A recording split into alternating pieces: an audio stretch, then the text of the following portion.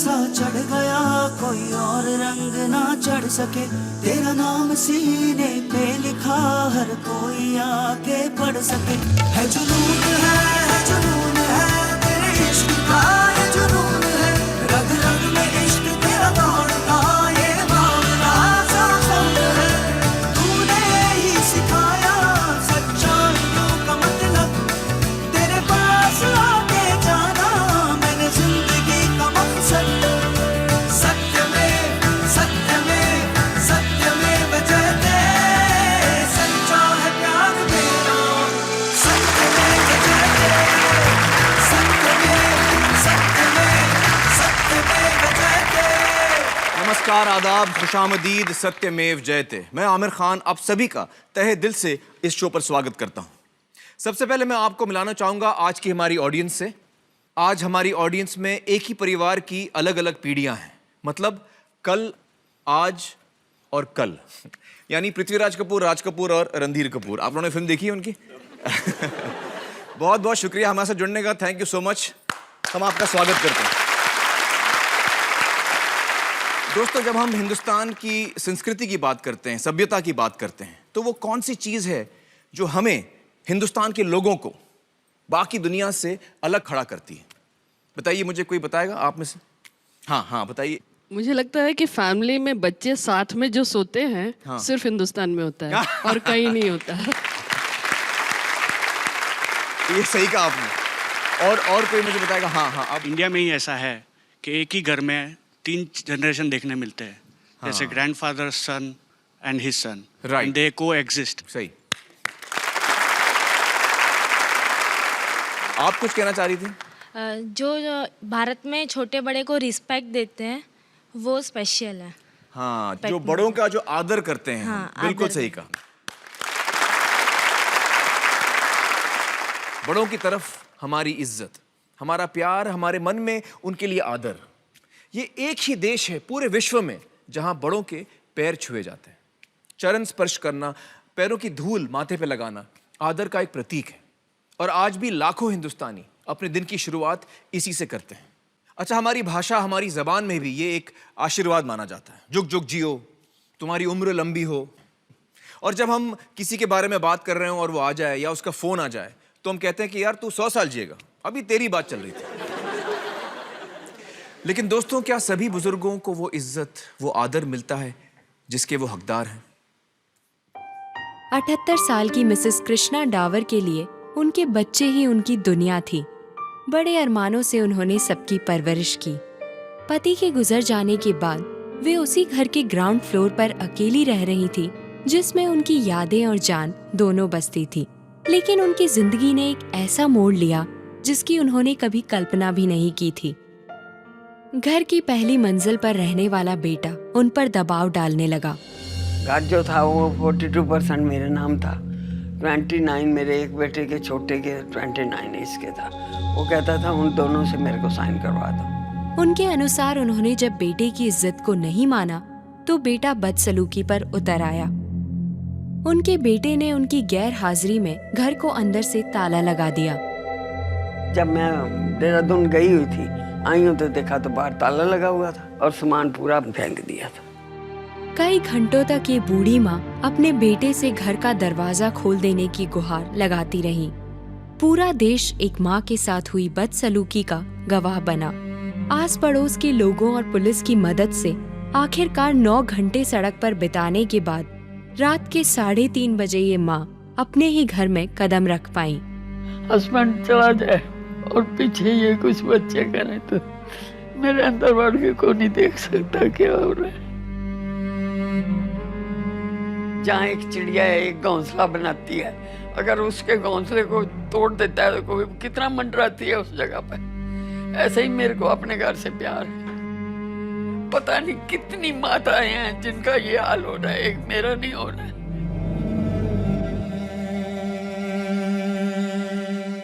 जिंदगी भर मिल में काम करने वाले गहनीनाथ भोसले और उनकी पत्नी ने बहुत परिश्रम और संघर्ष से अपने बच्चों को पाला पोसा।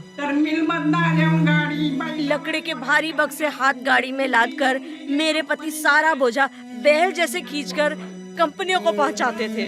लेकिन लेकिन कभी 5 पैसे भी अपने ऊपर खर्च नहीं किए। हमने पाई पाई बचाकर अपने बच्चों को बड़ा किया और आज बुढ़ापे में हमें कैसे दिन देखने पड़ रहे हैं। जवानी में हमने मेहनत कर अपनी हड्डियां गलाई, आज हमारी हालत बहुत खराब है।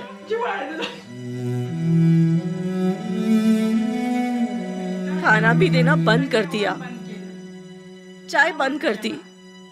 हम सड़क पे चाय पीते हैं, खाने का डब्बा भी बाहर से ही आता है। हमारे हालात खराब हो गए हैं, आपको क्या बताएं। ऐसा ही हाल श्री अशोक पांचाल और उनकी पत्नी का भी है। बाप की उंगली पकड़कर जिस बेटे ने चलना सीखा, उसी बेटे ने बड़े होकर बाप की लाठी बनने की बजाय बाप को बेसहारा छोड़ दिया। एक दिन बेटे ने हमारे सारे कपड़े बाहर फेंक दिए। बोला तुम इधर नहीं रह सकते। मैंने कहा तुम ये क्या कह रहे हो, तुझे पढ़ा लिखा कर इतना बड़ा किया। कहने लगा ये तो तुम्हारा फर्ज था, सभी करते हैं।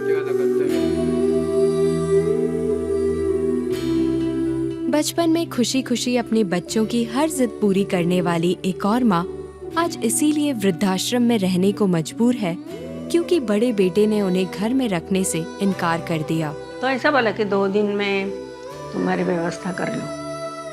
फिर मैं एक दिन भी नहीं रुकी उधर और बहुत इंसल्ट किया मेरा। इतना हुआ तो भी मैं उसको कितने बार फ़ोन किया। नया साल आता है तब, उसका बर्थडे पे, और वो उठाता नहीं फ़ोन। अभी जो माँ बाप अपना सब कुछ न्योछावर करके अपने बच्चों को दुनिया में जीने के काबिल बनाते हैं, वो कब अपने ही बच्चों की दुनिया में बेगाने हो जाते हैं पता ही नहीं चलता। और इस चोट के जख्म उनके लिए इतने गहरे होते हैं कि उन्हें धोते धोते अक्सर उनकी बूढ़ी आंखें सूख जाती हैं।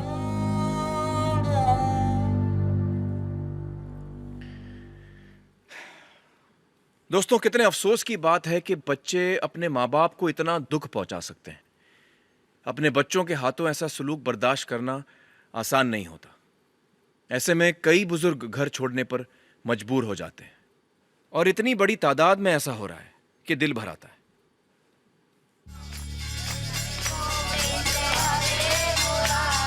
वृंदावन की इस पुण्य नगरी में रोज हजारों लोग भगवान कृष्ण की श्रद्धा में आते हैं और यहीं की गलियों में हजारों बूढ़ी माएं इसी उम्मीद में रहती हैं कि एक दिन कृष्ण की भक्ति में वो अपना सारा गम भुला देंगी। सरकारी आंकड़ों के अनुसार वृंदावन में करीब 15,000 बूढ़ी विधवाएं रहती हैं, जिनमें काफी संख्या उन माओं की है जो अपने बच्चों के द्वारा ठुकरा दी गई हैं और इनका गम छिपाए नहीं छिपता। तरह तरह की मुझे बातें वहाँ सुनने को उनके द्वारा मिली। खर्च भी न मिलने लगा, कुछ भी न मिलने लगा। वो अपना देखने लगे, हम सताए जाने लगे। मैं तो जानती थी कि ये कभी हमारी मदद नहीं करेंगे। अगर हम भूखे भी बैठे होंगे तो हमें कभी 2 रोटी तक नहीं दे सकते। 10 जो बच्चे हैं ना, एक माँ पाल सकती है, लेकिन 10 बच्चे एक माँ को नहीं पाल सकते। अब जमाना ऐसा आ गया, इसीलिए हम चुपचाप करके छोड़ दिया और बस अपनी किस्मत और अपना भाग लेकर बिहारी जी के चरणों में आ गए। अब उनकी शादी करके बस बेटा निकल गए। बड़े दुख में मैं आई। जितना मेरा पास था सब ले लिया और शराब का झोंक में इसी धक्का मारा, मार पीट गाली देता। बोला कि नहीं, आज अभी से शाम तक नहीं जाएगी तो मैं जहर खा जाऊं। तो बोलिए, माँ अपनी बेटा को मरते देख सकता है? जिन माओं ने अपने बच्चों की हर जरूरत पूरी करने की कोशिश की, आज वे अपना गुजारा इस तरह करती हैं।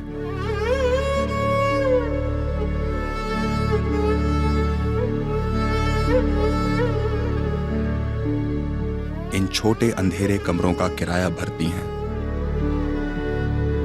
और उम्मीद करती हैं कि कोई भला आदमी इन्हें 2 वक्त की रोटी खिला दे।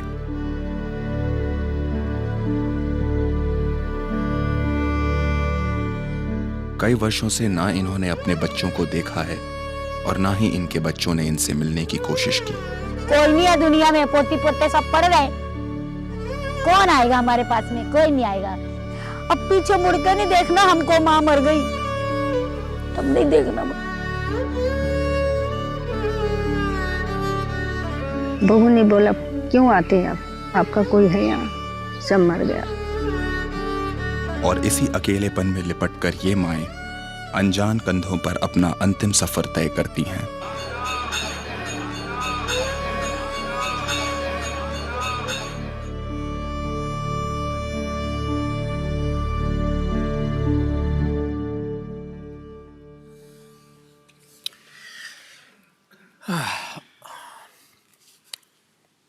बड़े दुख की बात है दोस्तों। इस वक्त हमारे साथ हैं विनी सिंह जी, जो मैत्री नाम की संस्था से हैं और वृंदावन में विधवाओं की ज़िंदगी को एक इज्जत देने की कोशिश करती हैं। विनी जी, मुझे बताइए कि जो बुज़ुर्ग महिलाएं वृंदावन में आती हैं, कितनी ऐसी हैं जिनके बच्चे मौजूद हैं और उनकी देखभाल कर सकते हैं, लेकिन फिर भी उन्होंने अपने माँ को छोड़ दिया है या घर से निकाल दिया है? ऐसी कितनी माएँ हैं वहाँ पर? अधिकतर सभी विधवा माताओं की बच्चे हैं, उनके परिवार हैं, पर कुछ ऐसे ही हालात हो जाते हैं इन लोगों के कि बच्चे या तो वो संपत्ति के पीछे या उनके पैसे के पीछे, या उनको ये होता है कि अगर पैसा नहीं है तो हम इस माँ को क्यों अपने घर पे, हमारे ऊपर बोझ हो जाती है। और कई माताएं हैं 20 साल हो गए उसको वहाँ रहते हुए, उनको दिल में बहुत होता है कि मैं जाऊँ अपने बच्चों को मिलने, मोह तो किसी का भी नहीं जाता है। और इतना कुछ सामान लेके जाती है, पूरा साल जो इन लोगों को दान वगैरह में कहीं से भी मिलता है सब इकट्ठा करके सब लेके घर चले जाती है, अपने ऊपर कुछ नहीं खर्चते हैं। बहुत आशा के साथ जाती है, हमको बहुत बता के गई, माँ मैं घर जा रही हूँ, अभी मेरा बेटा है, मैं उसको अपना नाता नाती को देखने जा रही हूँ। और जब वो 1 महीने के बाद आई, उसको पूछा कि माँ कैसा था, सब ठीक ठाक है घर में? तो जवाब है कि इसके बाद मैं कभी नहीं जाऊँगी। सो बड़ा आश्चर्य हुआ, तो मैंने उसको पूछा कि क्या हो गया माँ?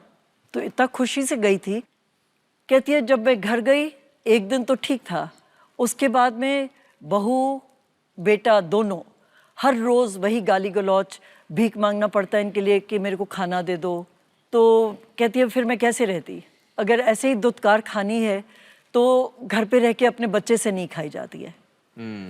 सबसे ज़्यादा ज़िंदगी में इनको प्यार, इज्जत, 2 चीज़ है। अब थोड़ा हमारे में कभी माँ बेटी का, कभी सहेली का, हर एक तरह का रिश्ता है। तो वो जैसे ही पहुँचते हैं तो वो आकर गले मिलती हैं, और वो गले मिलती है ऐसे नहीं है कि बस मिल के छोड़ दिया, फिर वो मिल के इधर फिर इधर फिर इधर फिर इधर, फिर वो हाथ पकड़ लेती है, फिर वो छोड़ेंगी नहीं। तो इसी तरह से वो खाली प्यार की भूखी होती है, और कि कोई हमको एक्सेप्ट कर ले, कोई ये नहीं कहे कि हम अछूत हैं, हमारी छाया से भी आपके परिवार पे, आपके ऊपर कोई परेशानी आएगी। और ये वो औरतें हैं जिन्होंने ज़िंदगी भर अपने बच्चों को प्यार से बड़ा किया, उनकी देखभाल की ज़िंदगी भर, और आज उनके साथ जो उनके बच्चे हैं उन्होंने उनको छोड़ दिया है। दोस्तों, इस वक्त हमारे साथ मंगेश जी मौजूद हैं। मंगेश जी गोराई में एक वृद्ध आश्रम में काम करते हैं। बुज़ुर्गों के साथ आप बहुत वक्त बिताते हैं, आपका क्या अनुभव रहा है? हमारे यहाँ बहुत सारे लोग ऐसे हैं कि वो घर में नहीं रखे जाते, उनके बहुत सारे 2-2, 3-3 सुपुत्र हैं, उनके बच्चे हैं। हाँ। और कोई भी उनको घर में रखने के लिए तैयार नहीं होता है, बल्कि उनके थोड़ा सा शुल्क लेते हैं हम लोग उनसे, 2200 रुपया, 2000 रुपये, जो उनके मासिक खर्च के लिए होते हैं वृद्धाश्रम में। उनमें भी उन लोगों के झगड़े होते हैं कि 2200 रुपये हम लोगों को 3 पार्ट कैसे किए जाए और उसको डिवाइड कैसे किया जाए। 50 रुपीज़ का डिफरेंट भी कोई भोगने के लिए तैयार नहीं, तो पिताजी और माता के लिए देखने की तो बात ही नहीं है उसमें। तो 3 बच्चे हैं, तीनों बच्चे कहते हैं कि मैं नहीं दूंगा, तू नहीं देगा, नहीं, और उसमें भी झगड़ा होता है उनके बीच। उसमें भी झगड़ा होता है। एक ज़माना ऐसा था कि बच्चा खाना नहीं खाता था तो मार होती थी, मगर अब ज़माना ऐसा आ गया है कि बच्चा खाना नहीं देता इसलिए मार होती है। जैसे हमारे पास एक माता जी है, वो उनका लड़का जो है ना, वो अमेरिका के नासा में कोई रिसर्च का काम करता है, और वो माता जी गए 3 सालों से हमारे पास रहती है। उसकी बैग जो है अपने बेड पे होती है और इंतज़ार कर रहे बैठी है कि कभी तो आएगा और मुझे ले जाएगा, और उस इंतज़ार के लिए वो उसकी बैग रेडी होती है कि किसी वक्त भी मेरा बेटा आएगा ले जाने के लिए, तो मैं तैयार हूँ। बस इतनी दिन इंतज़ार में खोई है। कितने दुख की बात है दोस्तों कि जब बच्चा पैदा होता है तो वो माँ बाप के बगैर जी नहीं सकता। माँ, और ख़ास तौर से माँ के बगैर जी नहीं सकता। माँ हर लम्हे उसका ख्याल रखती है और उसी माँ को हम भूल जाते हैं। दोस्तों, हमारे साथ देवरे पाटिल जी भी हैं आज, जो कल्याण में एक ओल्ड एज होम चलाते हैं, मातोश्री। आप इतने सालों से इस क्षेत्र में काम कर रहे हैं, आपके क्या अनुभव रहे हैं? ऐसा समाज का ऐसा चित्र मैंने देखा है कि जो मैं मेरे ख्वाब में भी नहीं सोच सकता हूँ कि ऐसा अपना समाज है। तो इतने साल में ऐसे कई मौके आते हैं सर, कई बच्चा रेलवे स्टेशन पे छोड़ के गया और टैक्सी करने के लेके गया, अभी तक नहीं आया सर। टैक्सी लाने गया, उनको वहां छोड़ दिया, वापस कभी आया नहीं। हॉस्पिटल के ओपीडी में माँ को रख के जाते हैं, माँ मैं केस पेपर निकाल के लाता हूँ, और कभी नहीं आता है। और ऐसे माँ बाप करते करते करते कभी गुजर जाते हैं सर, और हम बुलाते भाई इसका कोई रिलेटिव है, कोई है क्या? अंतिम जो होते हैं अंतिम विधि के लिए फोन करके बोलते हैं वहां से। हम लोग तो कई बाहर गांव गए थे, अभी आए हैं, अभी तो नहीं होएगा, आप ही करवा के डालो। कम से कम 12 तो 13 लोगों को खुद जाके मैंने अंत्यविधि किया। बच्चे नहीं आए? बच्चे नहीं आए सर। दोस्तों, कभी कभी सुनकर यकीन नहीं आता कि हिंदुस्तान जैसे देश में जहां हम बड़ों की इतनी इज्जत करते हैं, वहां ऐसा हो रहा है। यहां पर हम लेंगे छोटा सा ब्रेक, जल्द लौटते हैं।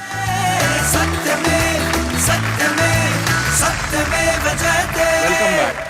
दोस्तों, इस वक्त मेरे साथ बैठी हैं प्रमिला कृष्णन, जो डेक्कन क्रॉनिकल में पत्रकार हैं। बहुत बहुत शुक्रिया हमारे साथ जुड़ने का प्रमिला जी। प्रमिला जी, आपने बुजुर्गों के बारे में एक रिपोर्ट में छानबीन की थी, हमें उसके बारे में बताइए। I once heard about how मैंने कहीं सुना था कि तमिलनाडु के दक्षिणी हिस्से में कुछ परिवार अपने बुजुर्गों से छुटकारा पा रहे हैं। असलियत में वो उनको मारने की योजना बनाते हैं। आपका मतलब है परिवार के लोग ही बुजुर्गों को मार रहे हैं? जी हाँ, पहले तो मुझे यकीन नहीं हुआ, इसलिए मैं खुद विरुद्धनगर गई। मैंने वहाँ के लोगों से कहा कि मैं रिसर्च कर रही हूँ, गांव के बुजुर्गों से बातचीत करना चाहती हूँ, पुरानी परंपराओं के बारे में। बड़ी आसानी से लोग बता रहे थे, हमने अपनी माँ को मारा, मैंने अपने बाप को मार दिया। उनके लिए ये आम बात थी। लोग खुलेआम इसके बारे में चर्चा कर रहे थे। जिस शब्द का ये प्रयोग करते हैं वो है तलई कूतल। तलई का मतलब है सर और तलई कूतल यानी नहलाना। अगर कोई कहे मैंने अपने पिताजी का तलई कूतल किया, मतलब मैंने उन्हें मार डाला। ये प्रथा उस इलाके में काफी प्रचलित है और बुजुर्ग को नहलाने के बाद खबर फैला दी जाती है कि तलई कूतल कर दिया, ताकि रिश्तेदार आने लगे। आजकल नई पीढ़ी क्या करती है, वो एक क्वैक यानी फर्जी डॉक्टर को पैसे देते हैं और वो जानलेवा इंजेक्शन लगा देता है। तो ये नया तरीका है, मतलब ये तलई कूतल का नया रूप है। और ऐसा क्यों कर रहे हैं वो? क्योंकि वो प्रॉपर्टी चाहते हैं उस इंसान की, या क्या वजह? देखिए, ये सिर्फ गरीब या सिर्फ अमीर तबके में नहीं हो रहा है, समाज के हर हिस्से में ये प्रथा मौजूद है। आजकल लोग अपने बड़े बूढ़ों के मरने का इंतजार नहीं कर पाते। बूढ़ों पर वो अपना समय बर्बाद नहीं करना चाहते। उनको उनकी देखभाल नहीं करनी है, बीमारी में उनका ख्याल रखना पड़ता है, नहीं करना चाहते। वो बुजुर्गों को बोझ समझते हैं। मैं क्वैक से मिली थी। ओह, you met a quack हाँ, also? दरअसल मैंने दिखाया कि मैं किसी की पोती हूँ। मैंने उससे कहा मैं पढ़ाई के लिए दिल्ली जा रही हूँ और मेरे दादा मेरे लिए मुसीबत बन गए हैं। वो बिस्तर पर पड़े रहते हैं, उनका ख्याल रखना मेरे बस में नहीं है। मैं इस मुसीबत से आज़ादी चाहती हूँ। तो उसने मुझसे कहा वो मेरी मदद करेगी, वो जानलेवा इंजेक्शन लगा देगी। दोस्तों, हमने जब ये सारी चीज़ें हमें इसके बारे में पता चला तो हमें एक्चुअली यकीन नहीं हुआ उस वक्त कि ऐसा भी हो सकता है। तो हमने हमारी टीम वहाँ पर भेजी और देखिए कि हमारे सामने क्या आया। क्या आपके गांव में तलई कूतल दिया जाता है? जो बूढ़े बहुत बीमार होते हैं उन्हें नहलाते हैं और फिर वो चल बसते हैं। जो बूढ़े आसानी से नहीं मरते उन्हें नहलाते हैं और वो यकीनन इससे मर जाते हैं। ये तो होता ही है। इस इलाके के लोग ऐसा करते हैं। अगर बूढ़े और कमजोर इंसान को तलाई कुतल किया जाए तो वो मर जाते हैं। क्या तलाई कुतल आज भी दिया जाता है? हाँ, जो बहुत बूढ़े होते हैं उनको तलाई कुतल दिया जाता है। मेरी उम्र का एक आदमी था, मेरे साथ स्कूल में पढ़ता था। काफी कमजोर हो गया था, ठीक से चल भी नहीं पाता था। उसके 5 बेटे थे, कोई बेटी नहीं थी। उसे इंजेक्शन दिया था। आजकल तो यही ज्यादा होता है। पुराने जमाने में जमीन में गड्ढा खोदते थे, ऊपर से रेत डाल के दफना देते थे। वो अलग जमाना था। आजकल तो इंजेक्शन ही ज्यादा चलता है, इंजेक्शन लगा देते हैं।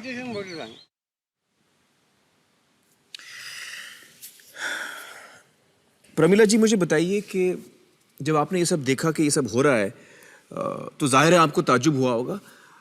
और लोगों का क्या रिएक्शन था? जिनको आपने ये बताया कि ऐसा हो रहा है, उनका क्या रिएक्शन था?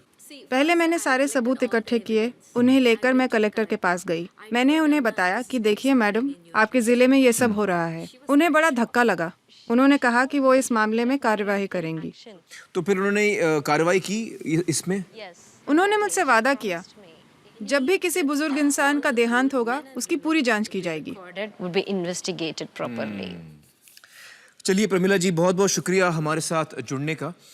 आज आपने हमें एक ऐसे प्रथा के बारे में बताया जिसके बारे में शायद बहुत कम लोग जानते होंगे, और यकीनन ये हमारे देश के एक बहुत ही छोटे हिस्से में होता होगा, लेकिन फिर भी हमें बड़ा दुख है इस बात का कि ये ऐसा होता है। Thank you so much for talking to us. Thank you.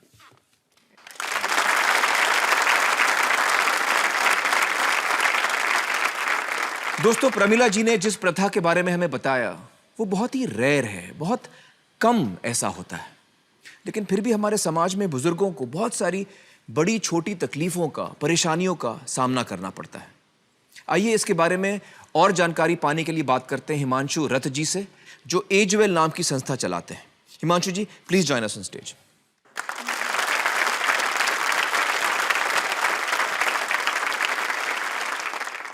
Himanshu ji कई सालों से इस क्षेत्र में काम कर रहे हैं। हिमांशु जी, मुझे बताइए कि बुजुर्गों को अलग अलग किस्म की तकलीफें हो रही हैं सामाजिक तौर पे, तो ये क्यों इतना बढ़ रहा है? बुजुर्गों का सम्मान ये हमारे देश की एक परंपरा है जी, लेकिन जिंदगी इतनी ज़्यादा तेज़ रफ्तार हो गई है कि अक्सर तकरीबन सभी केसेस में एक परवाह होती है, एक दिल में चाहत होती है, लेकिन जिंदगी की डिमांड्स ऐसी होती जा रही हैं कि उस चाहत को पूरा नहीं कर पाते। कोई भी आदमी जो आज काम करता है, सुबह 8 बजे घर से निकलना होता है, तब उस समय आपको जल्दी है काम पे जाने की। जब आप 8 बजे आ रहे हैं तो एक पत्नी है, बच्चे हैं, बाकी जिम्मेदारियां हैं, स्वयं के लिए समय है, तो एक लगातार जद्दोजहद है, आपको करना ही है। तो माँ बाप के लिए समय रह कहाँ गया उसके पास। दूसरी चीज ये कि हमारे समाज में उम्र जो है वो बड़ी तेजी से आगे बढ़ रही है। जब हम आज़ाद हुए थे तो 30-32 साल के आसपास की एवरेज एज मानी जाती थी। औसत एज आम भारतीय की उस वक्त सिर्फ 32 थी जी, बहुत कम थी। छोटी मोटी संख्या में कुछ लोग लंबा जी जाते थे, लेकिन आज 75-80 साल तक जीना बड़ी कॉमन सी बात है। तो अब जो आदमी 75 का हो गया, उसने खुद अपनी लंबी उम्र की तैयारी ही नहीं करी, और जब उसने कोई तैयारी खुद नहीं करी है तो उसका परिवार या उसके समाज वो कैसे तैयारी करेंगे। तो आपका ये कहने का मतलब है कि पहले तो शायद वो 60 साल तक जीता तो बहुत बड़ी बात थी, तो जब तक वो कमा रहा था वो जी रहा था, अब वो 80 साल तक जी रहा है। तो इसके जो परिणाम है वो भी इकोनॉमिक एंगल मुझे समझाइए। इसके इकोनॉमिक एंगल बहुत भयावह है। आज हिंदुस्तान में 60 साल की उम्र में आपने एक आदमी को रिटायर कर दिया। आदमी को अगर 80 साल तक जीना है तो 20 साल के लिए उसको अपना इंतजाम करना है। उसकी पत्नी 10 साल छोटी है तो 30 साल के लिए पत्नी के लिए इंतजाम करना है। औरतें आमतौर पे 5 से 7 साल ज़्यादा जीती हैं, तो 35 साल के लिए उसे अपनी पत्नी के लिए फाइनेंशियल इंतज़ाम करना है और 20 साल के लिए खुद के लिए इंतज़ाम करना है। आज के इन्फ्लेशन में, आज की महंगाई में कितना भी पैसा आप एक जगह रख दीजिए, क्या वो 35 साल तक खींच सकता है? ये प्रैक्टिकल नहीं है। और जैसे जैसे उम्र बढ़ती जाती है उनके बच्चों की उम्र भी बढ़ रही है जी। जो आज 70-75 का होगा, बच्चे भी तो 50-55 के हो रहे होंगे। वो अपना बुढ़ापा देखेंगे, वो अपनी लड़की की शादी देखेंगे, वो अपने मकान की किस्त चुकाएंगे। तो जो पीढ़ियों के बीच की जो दूरियां हैं वो बढ़ती जाती हैं। ये इकोनॉमिक वजह से बढ़ रही है। इकोनॉमिक वजह से बढ़ रही हैं। तो अब वो जो कॉन्सेप्ट है कि 60 साल की उम्र में हम रिटायर हो जाएं, उससे बाहर निकलना होगा। जब तक शरीर साथ देता है काम करते रहना है और 2 पैसे कमाते रहना है जी। कुछ करके किसी तरह से अपनी आर्थिक स्वतंत्रता को कायम रखना चाहिए, जितने ज़्यादा से ज़्यादा समय तक हम रख सकते हैं। अपने आप को वोकल रखना भी बहुत ज़्यादा ज़रूरी है। अगर मेरी परवाह मेरे परिवार वाले नहीं कर रहे हैं और अगर अड़ोसी पड़ोसी इस बात को जान जाएं, तो कोई भी बुजुर्ग कभी भी किसी परेशानी का सामना नहीं करता, क्योंकि तो चुप ना रहें। चुप रथ ना साहब रहें। ये कह रहे हैं कि चुप ना रहें। अगर आपके बच्चे आपके साथ व्यवहार ठीक नहीं कर रहे हैं, सबको बताएं। तो आप सबको बताएं। जी। रथ साहब, बहुत सारे जो बुजुर्ग हैं हमारे समाज में, उन पे प्रेशर आता है बच्चों की तरफ से कि आपकी जो जायदाद है या जो घर है या जो प्रॉपर्टी है, जो कुछ भी आपके पास है, वो आप हमारे नाम कर दें। इस पे आप कुछ टिप्पणी देना चाहेंगे? पहला ये कि किसी भी हालत में आपके पास जो भी धन संपदा है, जो भी आपके पास आर्थिक साधन है, वो जब तक आप और आपकी पत्नी जीवित हैं किसी और के हाथ नहीं जाना चाहिए, कितना भी प्यार करते किसी हो। के नाम पे नहीं जाना किसी चाहिए। जितना बच्चे, भी आप किसी प्यार बहू, करते हो। किसी पोते, किसी के नाम पे ना जाए, कितना भी आप प्यार करते हो। क्योंकि जब तक अगली पीढ़ी को पिछली पीढ़ी का सामान कुछ मिलता नहीं है, तब तक वो उनकी इज्जत करते रहते हैं। वो हाथ पांव भी दबाएंगे, वो अस्पताल भी ले जाएंगे, वो दवा दारू भी करेंगे। और वो ही माँ बाप सबसे ज्यादा सफर करते हैं जो अपने प्यार के कारण उमड़ते चले जाते हैं। मेरा बेटा, मेरी बेटी, मेरी बहू, मेरा पोता, जो ये मेरा मेरा करना जिसने शुरू किया, बस वहीं से उनके दुर्गति के दिन शुरू हो जाते हैं। इसलिए सबको ये ध्यान रखना चाहिए कि कुछ भी हो जाए, कोई प्रलोभन आए, कोई इमोशनल ब्लैकमेल हो, कुछ हो, उन्हें अपने पास अपनी चीज़ को रखना चाहिए। उन अपने बच्चों से शेयर करें तो अपनी मन की खुशी को शेयर करें, अपने पैसे को शेयर ना करें। जी, बिल्कुल सही कहा आपने। जब चुनाव होते हैं तो सबसे बड़ी संख्या में वोट देने वाले जो एक्चुअल वोटर्स होते हैं वो बुजुर्ग होते हैं। हाँ, कोई जाए ना जाए वोट देने के लिए, बुजुर्ग आदमी जरूर जाता है, लड़के जाता है, अपने आप को असर्ट करने के लिए जाता है। उसको रहता है मैं अपने परिवार में तो कुछ बोल नहीं पाता, चुनाव के समय मेरे पास एक सत्ता है, मैं उसका इस्तेमाल करूंगा। अब तक के सारे फिगर्स को देखें तो आप पाएंगे कि करीब करीब 23 से 24% एक्चुअल वोटर्स जो हैं वो बुजुर्ग हैं, वो 60 साल से बड़ी उम्र के लोग हैं। तो ये एक सच्चाई है। और दूसरी सच्चाई ये है कि जितनी लीडरशिप है, जितने नेता हैं, वो सभी बुजुर्ग होते हैं।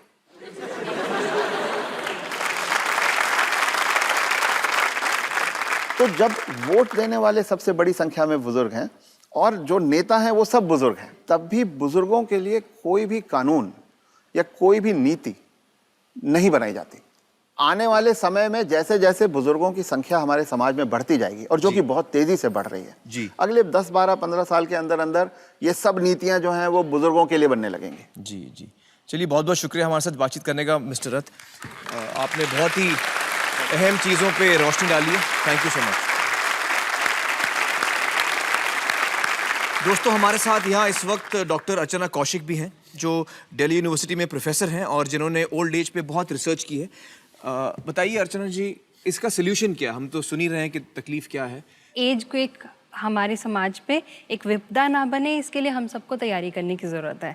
और वो तैयारी सिर्फ सरकार नहीं कर सकती, सिर्फ लोग नहीं कर सकते, सिर्फ बुजुर्ग नहीं कर सकते, सबको मिलके करनी होगी। हमारी जो national policy on older persons 1999 में आई थी, उसमें ये लिखा गया है कि 2/3 हमारे देश के जो बुजुर्ग हैं उनको ज़रूरत है इकोनॉमिक सिक्योरिटी की, सपोर्ट की। जी। और सिर्फ 2-4 इस तरह की स्टेट्स हैं जिसमें दिल्ली हो गई, गोवा हो गई, जो कि 2,000 रुपया प्रोवाइड करते हैं। तमिलनाडु भी। और लेकिन ये बहुत कम स्टेट्स हैं। ज़्यादातर स्टेट्स हैं जहाँ 100 रुपया 200 रुपया वो ही मिलता है महीने का। और वो भी कंडीशंस इतनी ज़्यादा कठिन हैं कि मिल पाना लगभग असंभव है। 92% जो बुजुर्ग हैं, जिनको ज़रूरत है इस इकोनॉमिक सिक्योरिटी की, उनको नहीं मिलती है। सिर्फ 8% को मिल रही है। और डेस्टिट्यूशन में आप उन्हें 100 रुपया महीना पकड़ा दीजिए, उससे कहाँ से खा पाएंगे वो? जी बिल्कुल सही।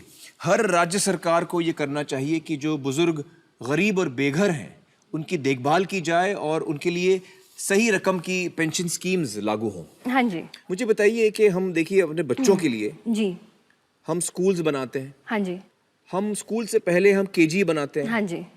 अब तो क्या होगा कि केजी से पहले भी हमने एक इंस्टीट्यूशन बनाया, एक संस्था बनाई जिसको हम लोग प्ले स्कूल कहते हैं। जी जी जी। क्रैशेस भी हैं, हाँ जी, जहाँ के आप क्रैश में अपना बच्चा आप छोड़ सकते हैं अगर आप काम कर रही हैं। तो हमारे समाज में हमने हमारे बच्चों के लिए बहुत सारी इंस्टीट्यूशंस बनाई रखी हैं। जी।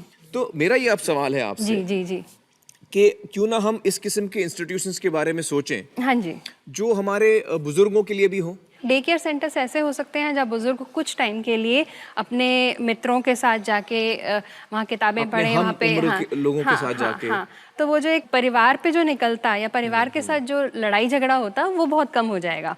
तो एक मेंटल हेल्थ के लिए बहुत अच्छी बात रहती।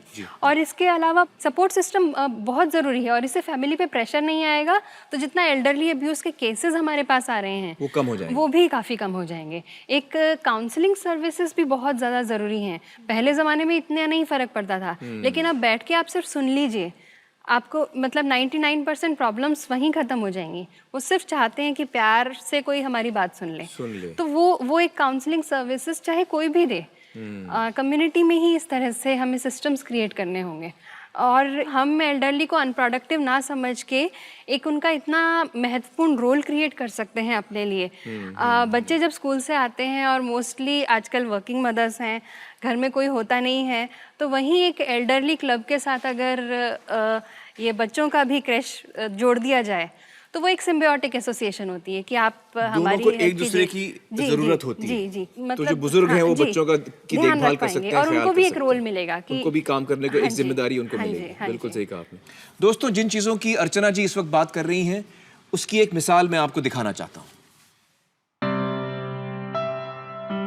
वृद्धाश्रमों के बारे में आम धारणा ये है कि यहाँ बुजुर्गों को मजबूरी में आना पड़ता है, लेकिन आयुधाम जैसी जगहों ने ओल्ड एज होम की परिभाषा ही बदल दी है। मिसेस नीलम शर्मा आयुधाम में पिछले 2 सालों से अपने पति के साथ रह रही हैं। पहले टाइम पे ये कॉन्सेप्ट होता था कि सीनियर सिटीजन होम है कि बच्चे जो हैं माँ बाप का केयर नहीं करते हैं, इसलिए जो पेरेंट्स हैं दुखी होकर आ जाते थे।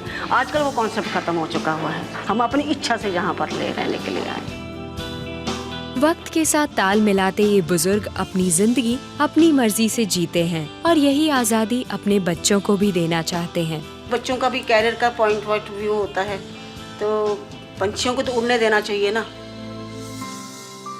यहाँ बुजुर्गों के स्वास्थ्य और सुविधा से जुड़ी हर चीज मौजूद है। आयुधाम की सबसे बड़ी खासियत है यहाँ का आस्था चिल्ड्रन होम। हमारे यहाँ पर आस्था में बच्चे हैं, जो बच्चों को हम लोग हॉस्टल बनाया हुआ है, उनके साथ में हम लोगों का टाइम लगता है, उनकी क्लासेस लेते हैं, उनको पढ़ाते हैं, उनको डांटते हैं, तो वो चीज़ कमी खत्म हो जाती है हमारी। छोटे बच्चे दादी जी भी कहते हैं, माता जी भी कहते हैं। They are very well behaved. They all call me दादाजी। मैंने कहा अच्छा भाई ये ले आ जाके, ये ले जा भाग के, तो they love to do things for you। बचपन और बुढ़ापा यहाँ एक दूसरे का सहारा बन जाते हैं। मैं तो उनके साथ में इतनी अटैच हुई हूँ कि वो बच्चे मेरे लगते हैं कि भाई उनकी मैं दादी भी हूँ, उनकी मैं सहेली भी हूँ, इनकी मैं सिस्टर भी हूँ। We are really having a nice good gala time. मेरे ख्याल में हम जितना यहाँ पर इंजॉय करते हैं, we celebrate our functions together, we celebrate birthdays together. हंसी खुशी जिंदगी बसर करते ये बुजुर्ग इन बच्चों को पढ़ाकर नई पीढ़ी को तैयार करने में योगदान भी दे रहे हैं। निवृत्त जीवन में कुछ सार्थक करने का आनंद इनके चेहरे पर साफ झलकता है और बच्चों की शरारत और मस्ती इसमें 4 चांद लगा देती है। दोस्तों, अब मैं आपको लेकर चलता हूँ एक ऐसी जगह जहाँ की फिजाओं में ऐसा जादू है कि 70-80 साल के बुजुर्गों में भी जवानी का जोश आ जाता है।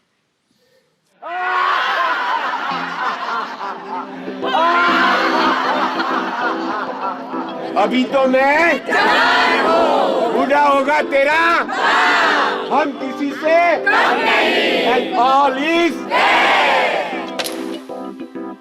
बच्चों जैसी हरकतें और जवानों जैसा जोश। ये नजारा है मुंबई के दादा दादी पार्क का। यहाँ के 6000 वरिष्ठ नागरिकों के लिए ये पार्क मानो इनका दूसरा घर है। मेंबरशिप के लिए हमको 102 रुपए देने पड़ते हैं लाइफ टाइम के लिए, और इनके भविष्य में हमको जो सुविधाएं एक नागरिक को मिलनी चाहिए उनसे ज्यादा सुविधा सीनियर सिटीजन को दादा दादी पार्क दे रहा है। बच्चों के सपने पूरे करने के बाद आज ये बुजुर्ग अपने अधूरे सपने पूरे कर रहे हैं। बचपन में तो कभी डांस किया ही नहीं था। सीनियर सिटीजन होने के बाद इधर आए, वो 4 साल से डांस कर रहे हैं। डांस करने से हमारा पुराना दिन आ जाता है, हमको बहुत मजा आता है।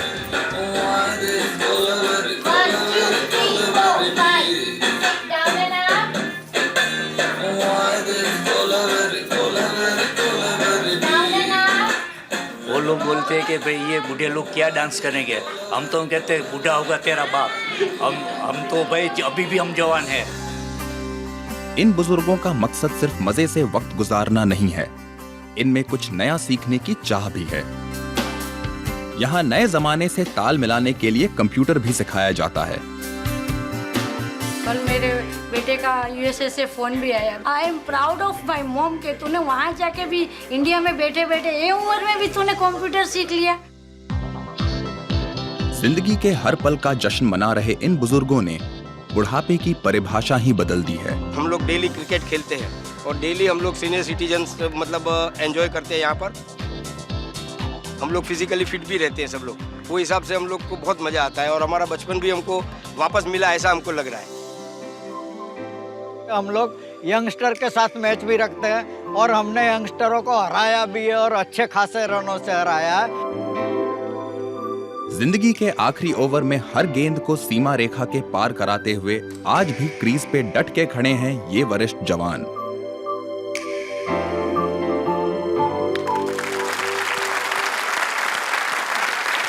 दोस्तों, हमारे साथ इस वक्त यहाँ मिस्टर वालिया मौजूद हैं, जो इस पार्क के फाउंडर हैं। A big round of applause for mister Walia and उनके साथियों के लिए।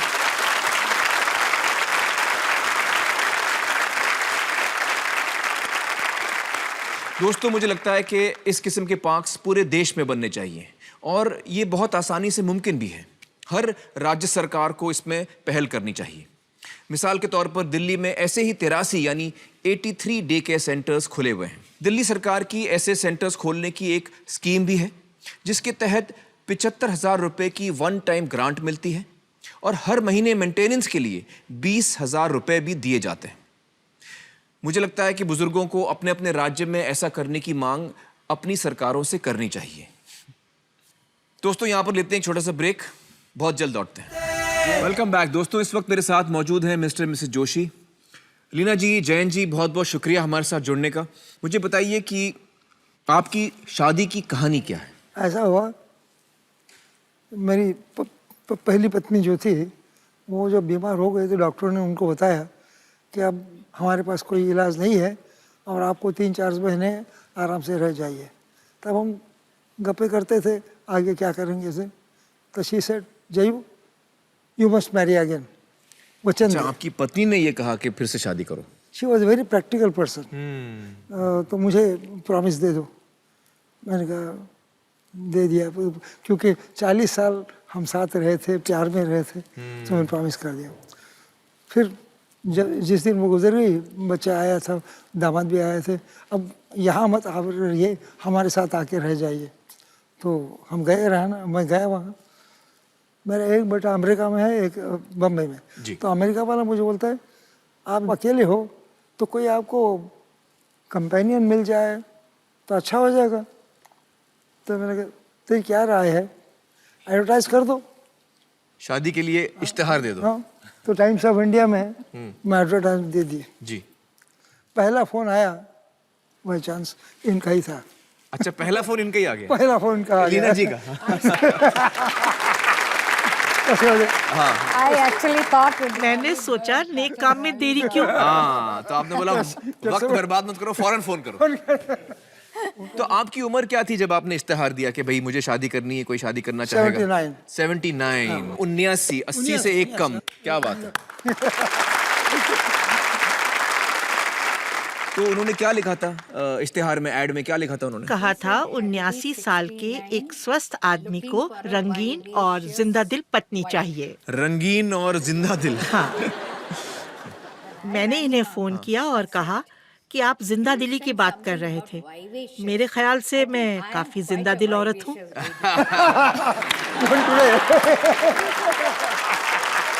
मैं आपकी बात से सहमत हूँ, बिल्कुल ठीक कहा आपने, रंगीन और जिंदा दिल।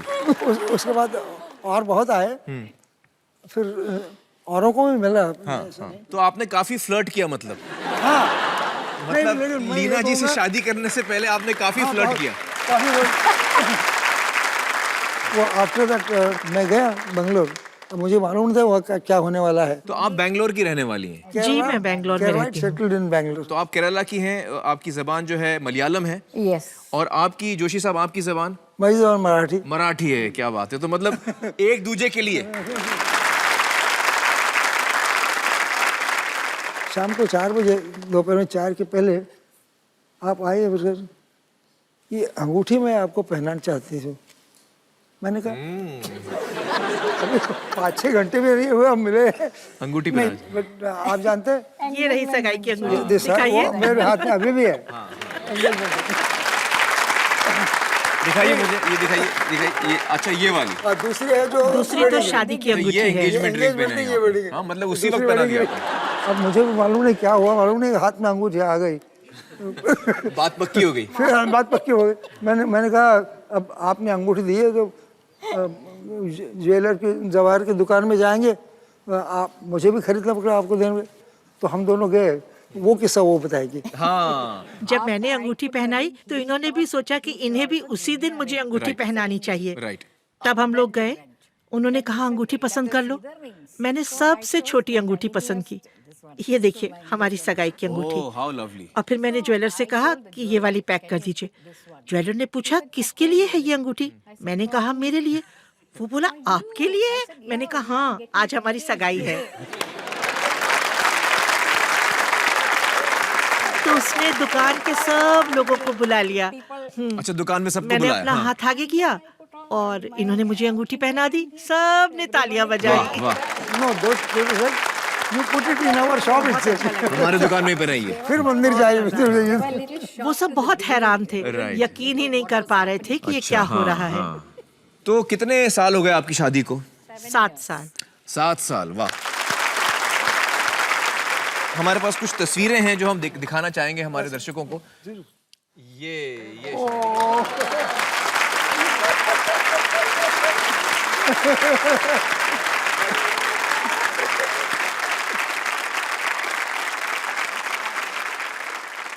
ये हनीमून की तस्वीर है। ये कन्याकुमारी है। कन्याकुमारी गए आप लोग? कन्याकुमारी। देखिए आप उस तस्वीर में देख सकते हैं कि वो काफी बुजुर्ग लग रहे हैं। और अब देखिए आपसे शादी करने के बाद तो ये जवान लग रहे हैं। यही वजह है, सब लीना जी यही से कहते शादी करने हैं। के बाद आप जवान हो गए। Very true. हाँ, ये फर्क सबको नजर आता हाँ, है। बिल्कुल सही, बिल्कुल सही। मुझे बताइए लीना जी, जयन जी, ये आप दोनों की दूसरी शादी है। पहली शादी से क्या फर्क महसूस हुआ आपको दूसरी शादी में? देखिए फर्क तो है। पहली शादी अरेंज मैरिज थी और दूसरी शादी, मेरा मतलब है मुझे दिक्कतें तो आई थी क्योंकि मैं इनको बिल्कुल नहीं जानती थी। सिर्फ फोन पर ही बात हुई थी। और जब आप साथ रहते हैं तभी इंसान की असली पहचान होती है। इसलिए शुरुआत में थोड़ी मुश्किलें तो हुई, थोड़ी दिक्कतें तो आई, पर हमारा इरादा शुरू से ही ये था कि चाहे कुछ भी हो जाए, कितनी ही मुश्किलें आए, हमें साथ ही रहना है। बहुत सही, बहुत सही। मुझे बताइए, तो आपके जो परिवार हैं, परिवार वाले जो हैं आपके जी, वो खुश हैं आपसे अब? हाँ, वो पहले भी खुश थे, मतलब जो शादी हो रही थी वो सब साथ में थे आपके? हाँ, बल्कि मेरे बेटे ने तो कहा कि मम्मी आपकी जिंदगी में एक अच्छा इंसान होना चाहिए। जिंदगी में एक अच्छा जीवन साथी चाहिए। मेरी शादी करने की अहम वजह भी यही थी। देखिए इस उम्र में एक साथी की बहुत जरूरत होती है। सही है। मेरे ख्याल से पुनर्विवाह यानी कि दोबारा शादी करना एक बहुत अच्छी बात है। बहुत ही खूबसूरत चीज है, बिल्कुल। हाँ, और खास तौर पे जब आप बीमार पड़ते हैं तो कोई आपका ख्याल रख सकता है, आपके दर्द में मरहम लगा सकता है, आपके दुख एक दर्द दूसरे को की बांट देखभाल कर सकता सकते हैं, बिल्कुल जी। सही। कंपेनियनशिप के लिए शादी, ये you are not betraying your husband. जी नहीं। कि पहले शौहर के खिलाफ कुछ है, ऐसे कुछ बात नहीं है। तो समाज ने भी उसको प्रोत्साहन एक्सेप्ट देना करना चाहिए। accept देखिए, ये अलग अलग हम लोगों का नज़रिया होता है। और जिस तरह के लीना जी और जयंत जी ने हमें दिखाया कि अगर आप बुजुर्ग भी हों लेकिन उस वक्त भी आपको कंपेनियनशिप की ज़रूरत पड़ती है और वो एक दूसरे के साथ रह सकते हैं, एक दूसरे का सहारा बन सकते हैं, एक दूसरे के दोस्त बन सकते हैं। ये कितनी खूबसूरत चीज़ है, बहुत ही खूब। जयंत जी, अगर आप मुझे इजाज़त दें तो मैं लीना जी से कुछ कहना चाहूँगा। जी बिल्कुल। लीना जी, आपकी आंखें बहुत खूबसूरत हैं। आपकी भी बहुत खूबसूरत है। जब से आप आके बैठी हैं मैं आपकी आंखों को देख रहा हूँ, इतनी खूबसूरत आंखें हैं आपकी। तो जोशी साहब, आप इनकी आंखों में खो जाते होंगे हर रोज। हाँ, खो जाते पहले दिन ही खो गया जब मिले, तब से खोया है वो। जी जी। होश आया ही नहीं है अभी 7 साल में। बड़ी खुशी होती है हमें आप दोनों को एक साथ देखकर, और हमारी दुआएं आपके साथ हैं कि आपकी जोड़ी इसी तरह बनी रहे और एक लंबी जोड़ी हो आपकी। आपके लिए हमारी ये दुआएं हैं। चलिए दोस्तों, अब मैं आपको अकेलेपन की समस्या से पार पाने की एक दिलचस्प सामाजिक पहल दिखाना चाहता हूं। वृद्धावस्था जीवन का एक ऐसा पड़ाव है जब इंसान को किसी सहारे की खास जरूरत होती है। अगर दोनों में से एक एक्सपायर हो जाते हैं तो क्या अकेलापन हो जाता है? पुनर्विवाह यानी दोबारा शादी करना अकेलेपन से निजात पाने का एक अच्छा विकल्प है, पर कई बार उम्र के इस पड़ाव में शादी करने पर बच्चे या परिवार वाले विरोध करते हैं।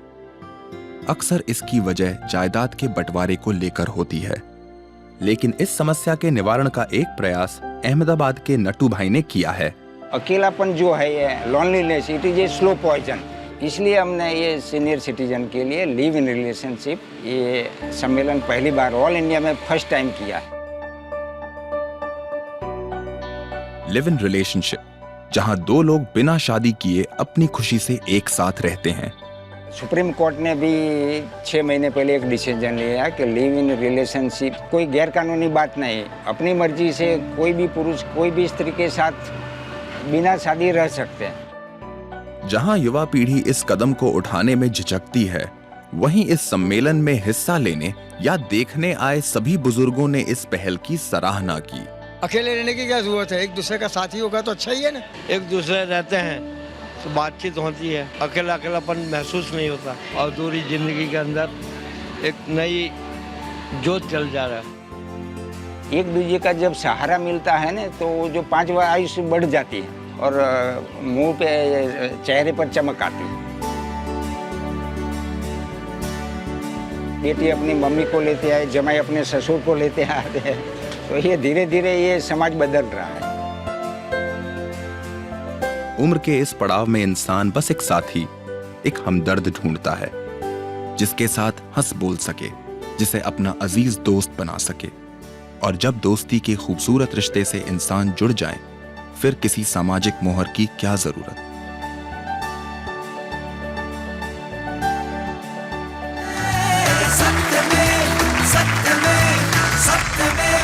वेलकम बैक दोस्तों। हमारे साथ हैं सिल्वर इनिंग्स के शैलेश जी। शैलेश जी इस क्षेत्र में बरसों से काम कर रहे हैं, बताइए उम्र को लेकर आपकी क्या सोच है? आज हम जीते हैं 60 साल से 80-90 साल तक जीते हैं, तो 60 साल के बाद जो 20 या 30 साल क्या हम सिर्फ पूजा करेंगे, सिर्फ टीवी देखेंगे या सिर्फ अखबार पढ़ेंगे? बिल्कुल नहीं जी। आई थिंक ईयर बचपन आफ्टर 55 ये चीज आती है। बचपन आफ्टर 55। बुजुर्ग को एक मौका नहीं मिला, उसने पूरी जिंदगी अपने समाज परिवार को दिया, उसमें एक उमंग है। मैंने कभी गाया नहीं, मैंने कभी नाचा नहीं, मैंने कभी गुलेल नहीं खेली, मैंने क्रिकेट नहीं खेली, मैंने बंदूक नहीं चलाई, मैं पहाड़ों पे नहीं चढ़ा, तो ये मौका अपने आप को देना है। बिल्कुल आप अपने आप को उम्र के हिसाब से बंद नहीं करिए, आप अपने आप को रिटायर मत करिए अपनी जिंदगी से। We don't need retired but we need more rewired people. Retired ना हो हम रिवायर हों। बहुत ही सही कहा आपने।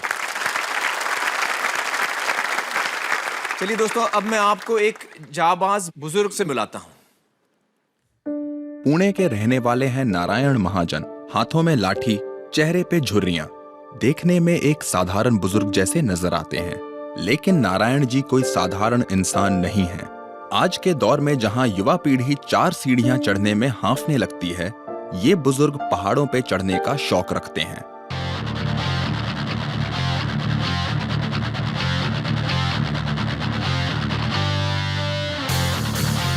पिछले ही साल जोश और उत्साह से भरपूर नारायण जी ने लोनावला के 3500 फीट ऊंचे पर्वत पर सफलतापूर्वक आरोहण किया। पहाड़ की चोटी पर जा पहुंचे नारायण जी यहीं नहीं रुके। उन्होंने एक और हैरत अंगेज कारनामा कर दिखाया।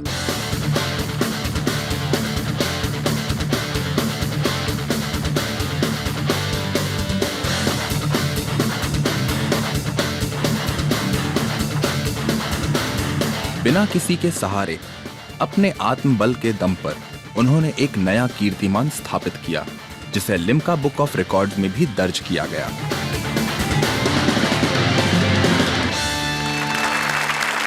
तो नारायण जी इस वक्त हमारे साथ मौजूद हैं। कमाल है नारायण जी, क्या बात है, क्या बात। गले लगी, गले लगी। इतनी खुशी होती है।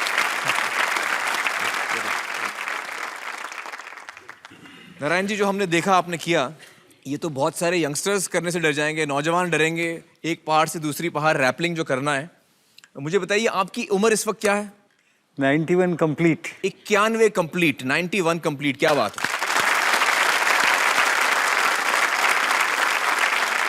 नारायण जी, मुझे बताइए कि और जो बुजुर्ग लोग हैं उनको आप क्या संदेश देना चाहेंगे? वार्धक्य जो है जी, वो समाधानी होना चाहिए। मतलब ओल्ड एज जो है उसमें इंसान को संतुष्ट होना चाहिए। जी, और उसके लिए तनाव नहीं चाहिए। और अगर तनाव ना चाहिए तो अपेक्षा मत करो। अपेक्षा भंग नहीं है तो तनाव नहीं। और दूसरी एक बात है कि बुढ़ापे में जो भी आप खाते हैं उससे आधा खाओ, पानी दुगना पियो, वर्जिश 3 गुना करो और 4 गुना हंसो।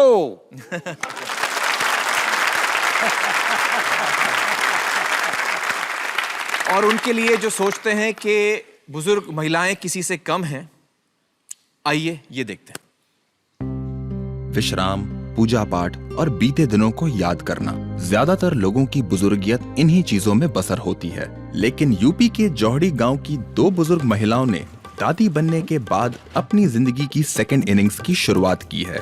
सिर्फ खेत और घर के काम तक इनकी जिंदगी सीमित नहीं है, बल्कि अपने हुनर और हिम्मत से इन्होंने अपने नाम को कई अखबारों की सुर्खियां बनाया है।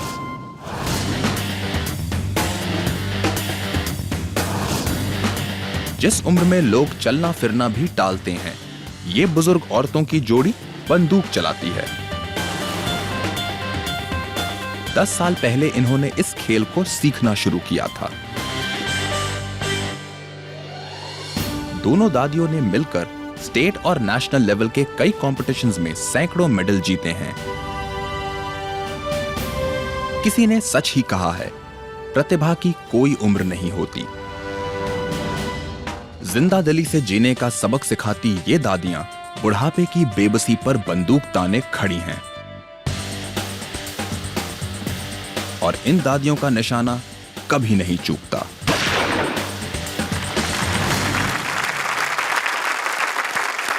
क्या बात है, क्या बात है। बहुत बहुत शुक्रिया हमारे से जुड़ने का प्रकाश जी, चंद्रो जी। फारूक साहब, आप इनके कोच हैं? जी, मैं कोच ट्रेनर हैं जी। और हमारे साथ सोनिया भी हैं जो उनकी पोती हैं। Yes sir. मुझे बताइए ये आपने कैसे शुरू किया? मतलब मैं तो एकदम शॉक हुआ आपको देखकर। ये कैसे शुरू कैसे हुआ? मैं जो है पोती को लेकर गई थी। मैं कहने लगी बेटा तू भी खेल लेकर। वो कहने लगी उनको अम्मा डर लगे।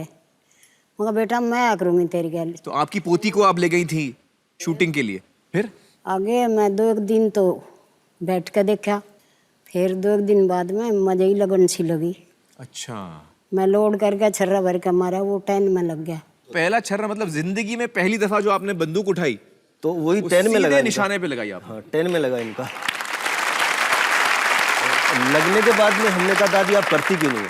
लगने के बाद आपने बोला ये तो फ्लूक से लग गया होगा, दोबारा लगाइए। फिर लगाइए, फिर भी दादी ने मारा तो वो काले में लगा। अच्छा, वो भी उनका अच्छा शॉट लगा।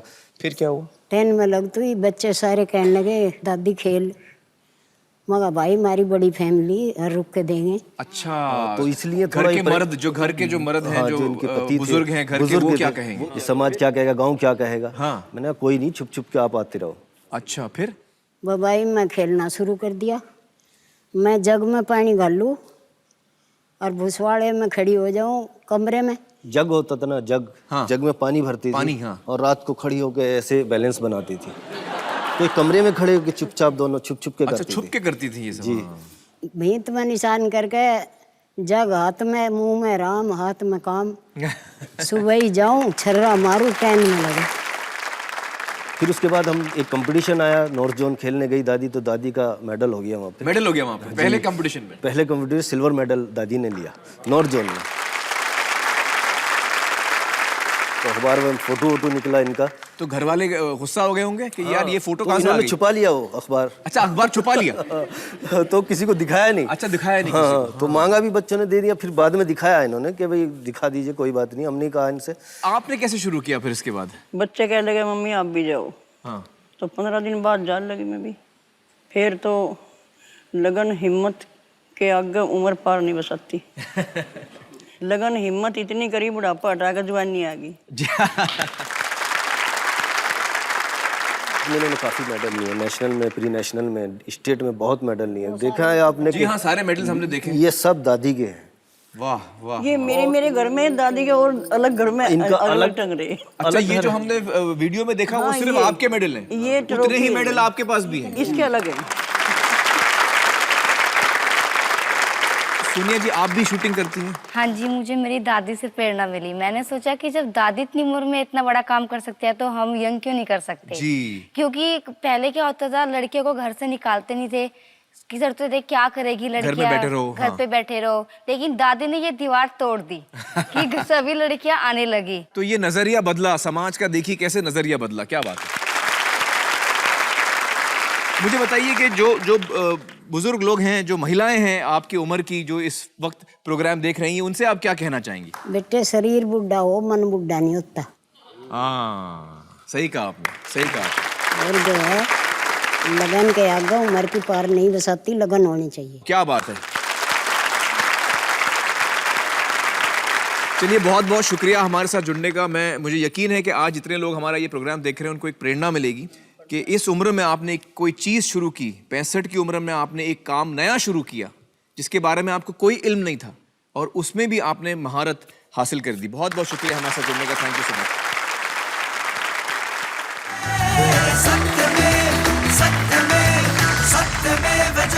वेलकम बैक दोस्तों। आज का हमारा सवाल है कि क्या आप अपने माँ बाप से उतना ही प्यार करते हैं जितना कि आपके माँ बाप आपसे? अगर आपका जवाब हाँ है तो अपने मोबाइल फोन पर वाई टाइप करिए और इस नंबर पर भेजिए 57827111। अगर आपका जवाब ना है तो एन टाइप करके इसी नंबर पर भेजिए। इस एसएमएस को भेजने का खर्च सिर्फ 1 रुपया है। आपके एसएमएस के जरिए जितना भी पैसा इकट्ठा होगा, गवर्नमेंट टैक्सेस काटने के बाद वो सारा का सारा पैसा इस संस्था को दिया जाएगा, मैत्री इंडिया।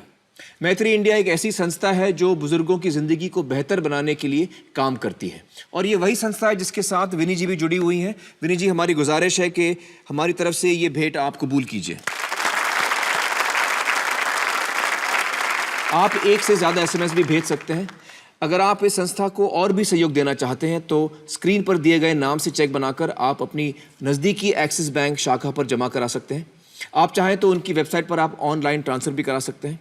इस देश की जनता से जितनी भी रकम इकट्ठा होगी, चाहे वो एसएमएस के जरिए हो या ऑनलाइन ट्रांसफर के जरिए या चेक्स के जरिए, उसकी मैचिंग रकम यानी उतनी ही रकम रिलायंस फाउंडेशन इसी संस्था को देगी। रिलायंस फाउंडेशन सत्यमेव जयते की फिलैंथ्रोपी पार्टनर यानी जन कल्याण सहयोगी है। हमारी वेबसाइट www.satyamevjayate.in पर आइए और आज के प्रोग्राम के बारे में आपकी क्या विचार हैं हमें बताइए। आपकी बातें सुनने का मुझे इंतजार रहेगा। तो दोस्तों, हम ये न कभी सोचें कि हमारे बुजुर्ग हमारी कमजोरी है, बल्कि वो हमारी ताकत है। उनमें अनुभव है, तजुर्बा है, ज्ञान है, सोच है, समझ है, प्यार है, जज्बात है। वो हमारा बीता हुआ कल है और हमारा आने वाला कल भी है। एक समाज की हैसियत से हमें अपने बुजुर्गों को उनकी बुढ़ापे में भी खिलने का मौका देना चाहिए, सहायता देनी चाहिए, प्रोत्साहन देना चाहिए। बुढ़ापे का मतलब ये नहीं कि आपकी जिंदगी खत्म हो चुकी है, बल्कि आपकी जिंदगी का एक नया चैप्टर, एक नया अध्याय शुरू हुआ है। दोस्तों, वो हाथ जिन्होंने हमें हमारे पहले कदम में संभाला था, पहला निवाला खिलाया था, उन हाथों को जब आज हम अपने हाथों में लेते हैं और उन हाथों की गहरी लकीरों को देखते हैं, तो उनमें हमें उनका भविष्य नहीं बल्कि अपना भविष्य नजर आना चाहिए।